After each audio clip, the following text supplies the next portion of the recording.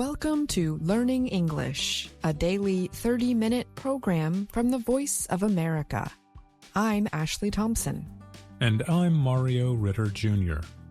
This program is designed for English learners, so we speak a little slower and we use words and phrases especially written for people learning English. On today's program, Brian Lynn has a report on an American research farm that aims to produce pig organs for humans. Mario Ritter Jr. has this week's health and lifestyle report. We close the show with the lesson of the day. But first, scientists are raising pigs to produce human organs at a specialized research farm in the American state of Virginia. A medical company called Revivicor runs the farm in the rural community of Blacksburg. The area is surrounded by the Blue Ridge Mountains.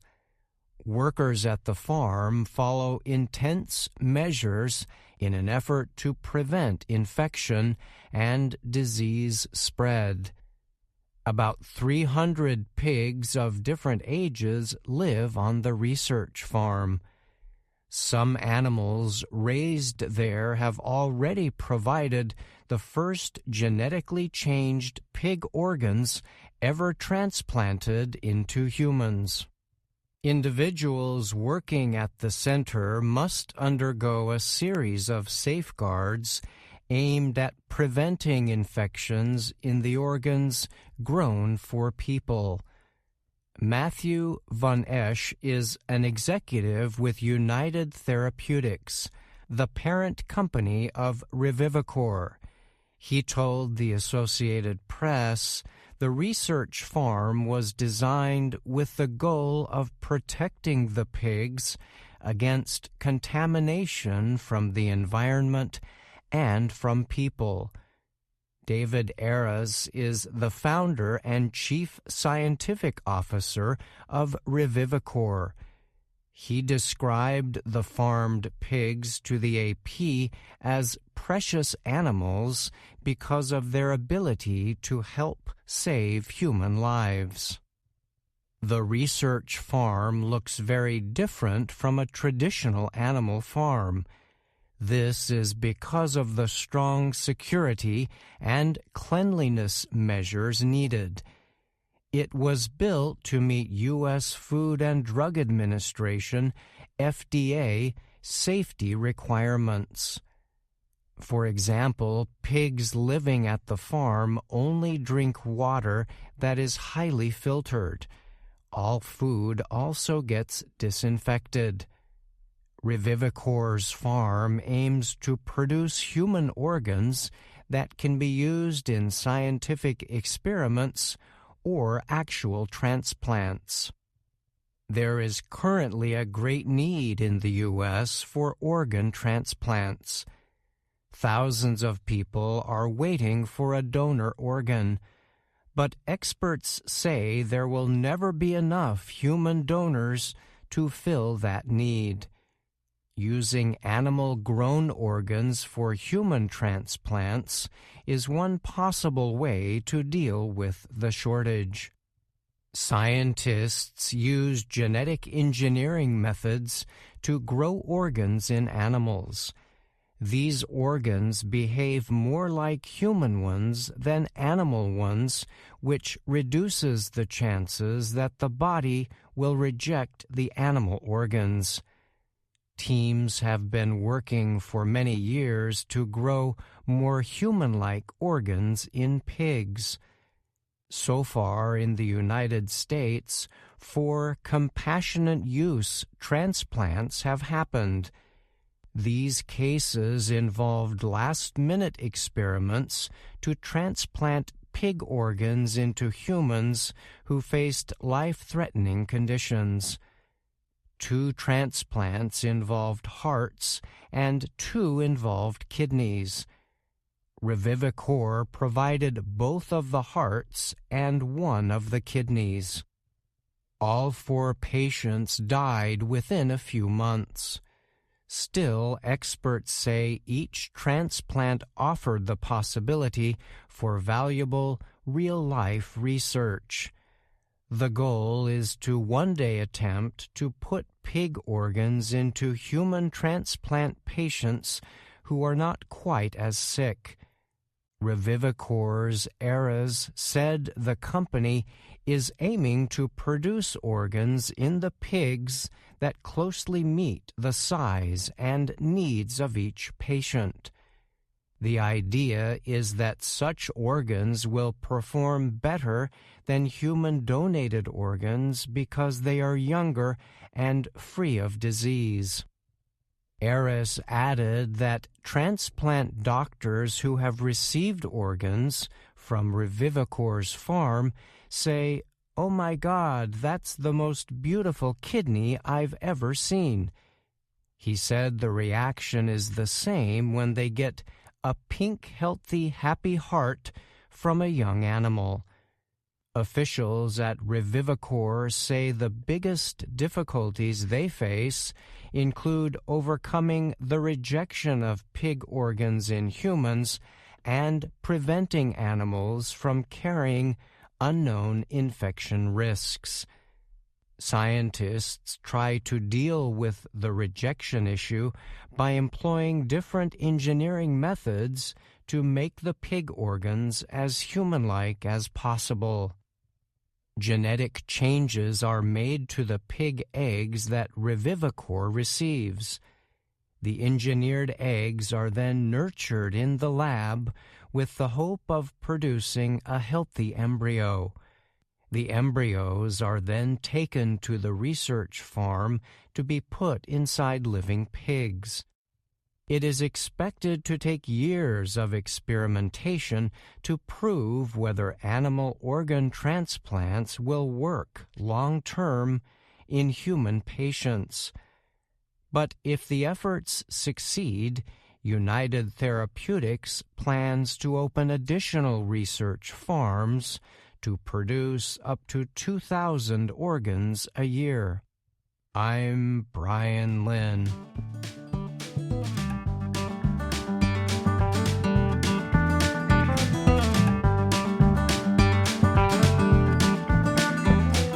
Summer brings very high temperatures to many parts of the United States.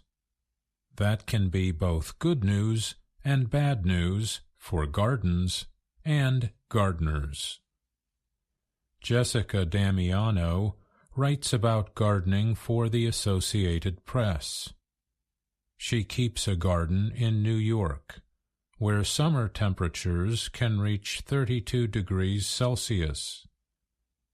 Recently, Damiano repeated a difficult truth for gardeners.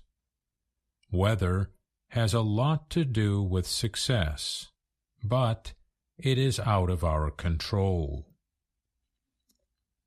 There are measures that plant lovers can take to ease the effects of hot summer weather. One measure is to spread a thick layer of mulch over plant roots. This can help keep plant roots cool and will preserve water or moisture in the soil. When watering plants, use a lot of water and let it soak deep into the ground. You can water your garden less often if you provide a few deep soaks regularly. Light watering causes roots to spread near the surface of the soil. If there is too much sun for young plants, don't be afraid to give them shade. Damiano said she has been known to place an umbrella on the ground to protect tender plants from the sun. Heat is not all bad for a garden. Some plants love heat. Damiano grows a kind of tomato called Big Boy. The plant, she says, has grown quickly in the summer heat. Zucchini, a form of squash, also does well. Heat can also keep harmful insects away. Cabbage, onion, and corn maggots prefer cooler weather and struggle in the heat. So do cutworms, which can be especially destructive to gardens. Damiano says some of her perennial flowering plants have bloomed 2 weeks earlier than usual. For this reason, she decided to add late-blooming plants to her garden to ensure a good crop of flowers. She reported that her hydrangea plants have never looked better. She has 12 of them, and they are blooming well. However, Damiano said that might not be the result of hot weather this summer.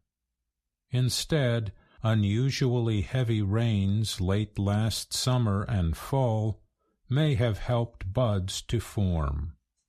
A smaller number of those buds were damaged by the mild winter weather. The result is a lot of blooms. Some plants suffer in the heat, including impatiens. The small flowers are not doing well. But what Damiano dislikes are the creatures that become more active and numerous when temperatures rise. Mosquitoes are most active at sunrise and sunset, but they can bite at any time. Although heat theoretically slows their activity, hot conditions can help mosquitoes spread.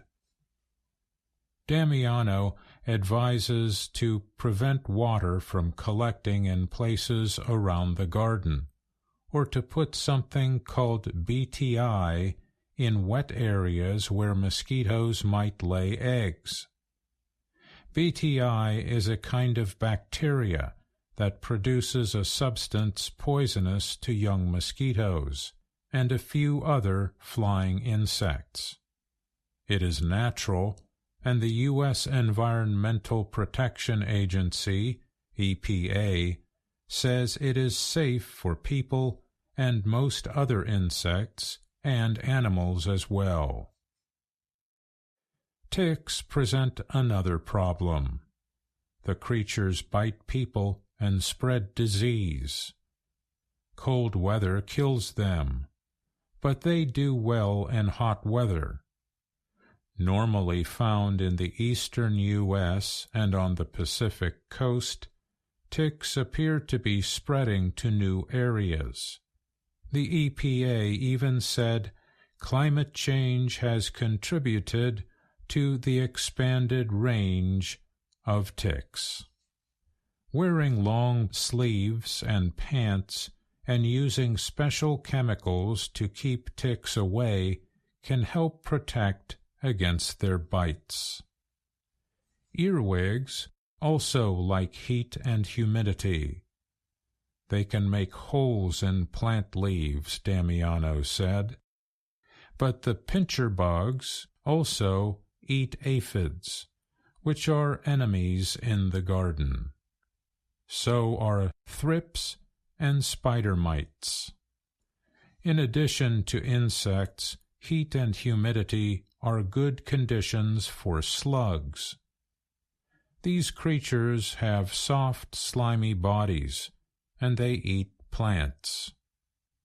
Luckily, there are easy ways to control these garden problems. One is to spray soapy water onto soft-bodied insects like aphids, spider mites, thrips, and white flies. As for slugs, salt will kill them, but is not good for garden soil. They do not like sharp surfaces, however, so adding crushed eggshells can be an effective control method. The eggshells break down and nourish the plants over time. I'm Mario Ritter Jr.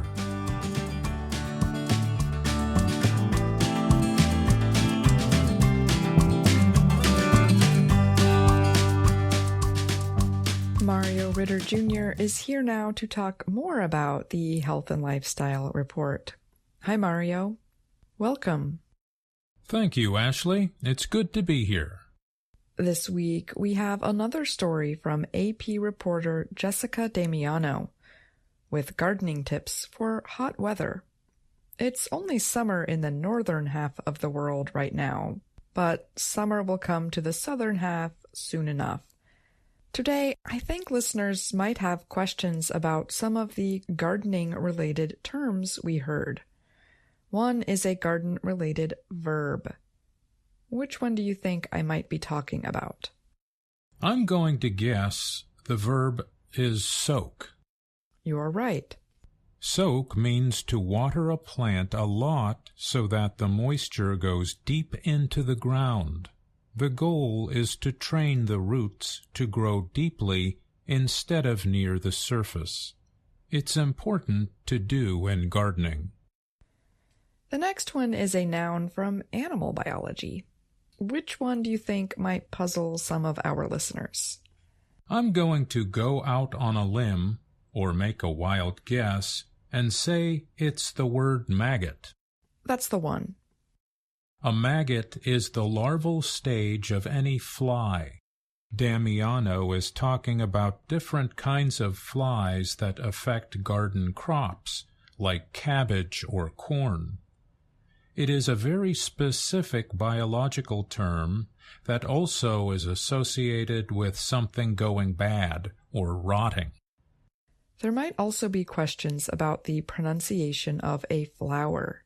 What do you think it might be? That has to be impatiens. It is pronounced impatiens with a Z sound. That's because it comes directly from another language, Latin. But as our listeners might guess, it means impatient. Well, our listeners might be growing impatient for the lesson of the day. It's nice to talk with you, Mario, and thanks for that report. Likewise, Ashley. Thank you.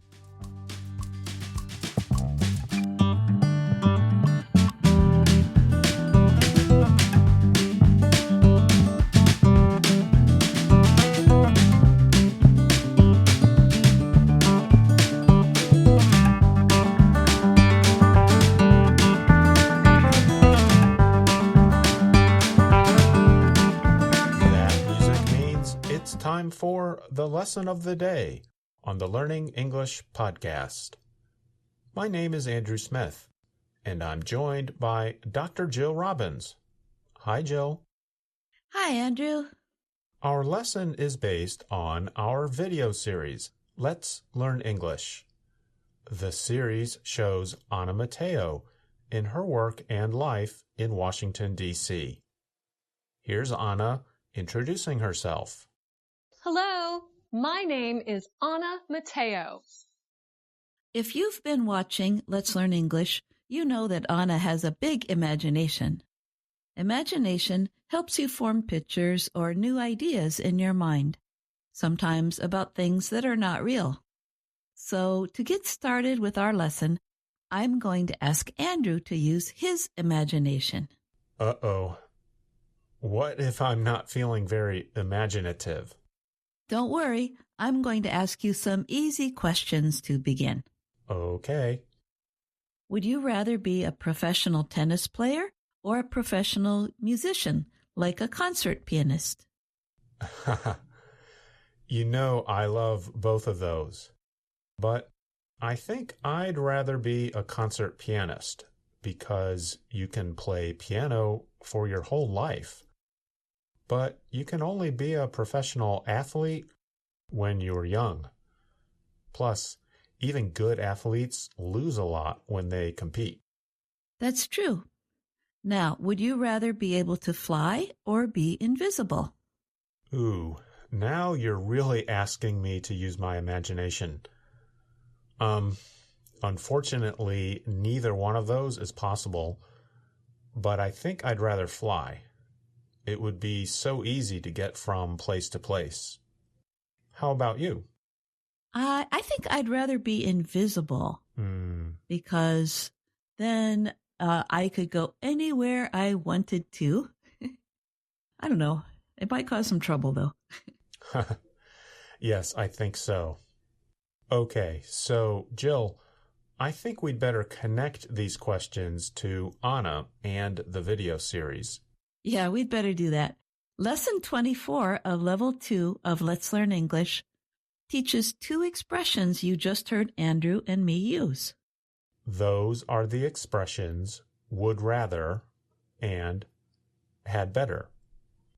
Would rather asks what you prefer to do or be. And we use had better to give advice in a strong way, almost like the word must.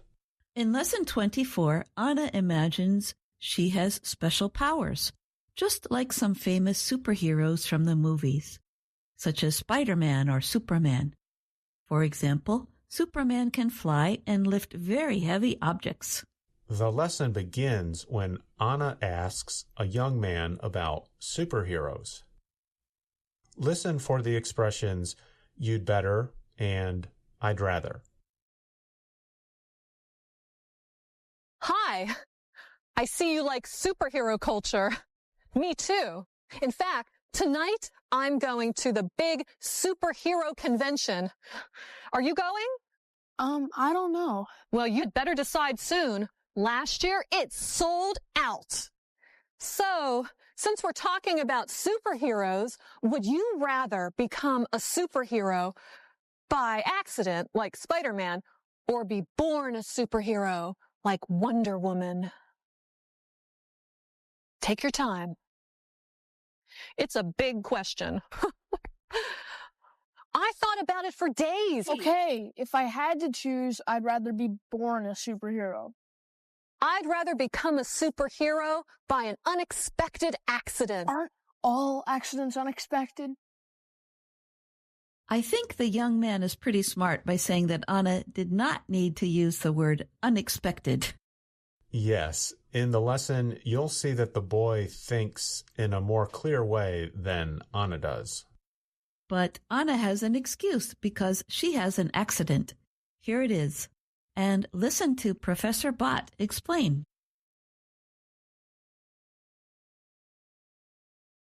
What was that? Are you okay? I'm better than okay. I feel super. Oh no, Anna was just hit by lightning. She had better get help. We use had better to give advice. It is very informal and stronger than should or ought to. For example, Anna says, You'd better decide soon. Last year, it sold out. When we use had better, we usually shorten the word had for personal pronouns. We use would rather to say what we or someone else prefers to do or have. For example, the boy says, Okay, if I had to choose, I'd rather be born a superhero. With would rather, we also shorten the word would when used with personal pronouns. Keep watching and listen for had better and would rather. Anna was hit by lightning. That is serious. And sometimes people die when that happens. So, naturally, the young man is worried about Anna. You'd better see a doctor. I've never felt better. You were just struck by lightning, and what happened to your hair and your clothes? I don't know. Wait, I do know. This is my super suit, and this is my origin story. What are you talking about? An origin story tells the beginning of a superhero. You should know that. You're not making any sense, lady. I would rather be called Lightning Bolt Lady. It'll sound great in a theme song. Lightning Bolt Lady. Don't worry, Anna is feeling great and says the lightning strike gives her an origin story. The word origin, spelled O-R-I-G-I-N, means the beginning, cause, or source of something. For example, the origins of rap music were mostly in New York City in the late 1970s. That's where it began. Anna thinks she has an origin story and superpowers. But the young man thinks she needs help. Now I need to find my superpowers. I really think... Wait, don't tell me. I'll read your mind. You are thinking you'd like to be my super helper. I was not thinking that. That you'd like to live in a treehouse. No. That you should eat more vegetables. Please stop talking. You really should get some help. Mind reading is not my superpower. Maybe I can become invisible. I am invisible. You can't see me. Who am I? I'm not here. You can't see me. I can see you, and so can everybody else. Anna's superpowers are clearly not working, and the boy thinks he'd better go with Anna to make sure she is okay. But Anna would rather go by herself. I'd better go with you. You might get worse. That's even possible. That's very nice of you, ordinary human, but I'd rather go by myself. This is a quest. Every time you speak, I get more confused. A quest is a part of all superhero stories. You really need to work on your superhero studies. Now, stand back. I've never flown before. And you're not flying now. Flying is not my superpower. That's too bad. It's going to be expensive to Uber everywhere. You know, I'd rather walk. It's a nice day. Goodbye, non-super person. I'm not talking to strangers again. I think Lesson 24 of Level 2 is one of the funniest episodes of Let's Learn English. Felix, who is the young man, appears in some of the other episodes, like the duck boat story. He's a great comic actor, I think. Listeners, you should definitely try to watch it. I agree, they should. Now, before we finish today's lesson, let's explain more about the word quest. Listen again. That's very nice of you, ordinary human, but I'd rather go by myself. This is a quest. Every time you speak, I get more confused. A quest is a part of all superhero stories. A quest is a long and difficult search for something. It often takes months or years to do. Quest is spelled Q-U-E-S-T. You know, I think learning to speak a foreign language can be like a quest. You have to keep working at it for a long time. That's so true. The good news is, if you just keep studying and practicing in a smart way, you will usually reach your goal. So, listeners, use your imagination. Picture yourself speaking fluently, clearly, confidently, and easily in English. One day, you will get there. And you don't need to be struck by lightning to be able to do it. Thank goodness. Well, it's time to go, so we'd better say goodbye. Oh, but don't forget, Lesson 24, like all of the lessons of Let's Learn English, has a lesson plan you can download for free. The plans can be helpful for both students and teachers. And remember that you can also find us on Facebook, YouTube, and Instagram. Thanks for listening to the Lesson of the Day on the Learning English podcast. I'm Andrew Smith. And I'm Dr. Jill.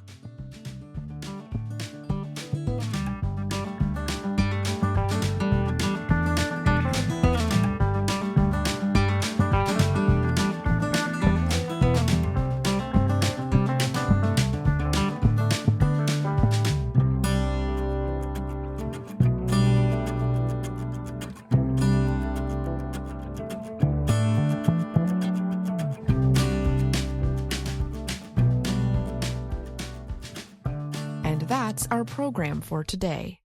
Join us again tomorrow to keep learning English through stories from around the world. I'm Ashley Thompson.